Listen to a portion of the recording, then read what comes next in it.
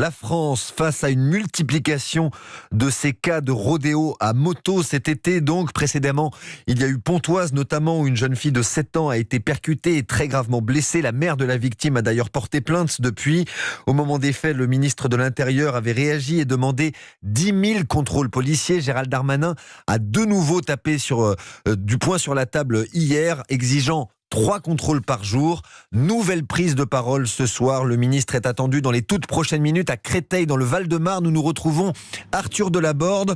Arthur, Gérald Darmanin est décidément très en vue cet été, et pas seulement sur le dossier des rodéos urbains d'ailleurs. Oui, alors que ses collègues du gouvernement se font discrets depuis le début de cette pause estivale, le ministre de l'Intérieur, lui, est omniprésent et occupe le terrain. Gérald Darmanin, attendu ici à Créteil dans les minutes qui viennent pour échanger donc avec des policiers sur leur action de lutte contre les rodéos urbains. Plus tôt dans la journée, il était dans le Jura pour son 5e déplacement consacré aux incendies.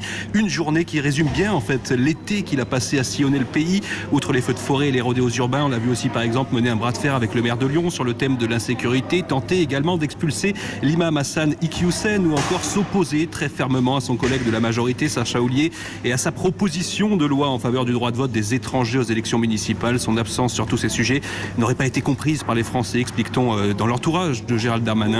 Mais certains au sein de la Macronie voient plutôt une offensive politique destinée à faire oublier la gestion chaotique de la finale de la Ligue des Champions au Stade de France en mai dernier, mais aussi et surtout à séduire la droite avant 2 projets de loi cruciaux sur la sécurité et l'immigration. Et nous en reparlerons dans le débat d'Europe Soir tout à l'heure. Merci Arthur Delaborde.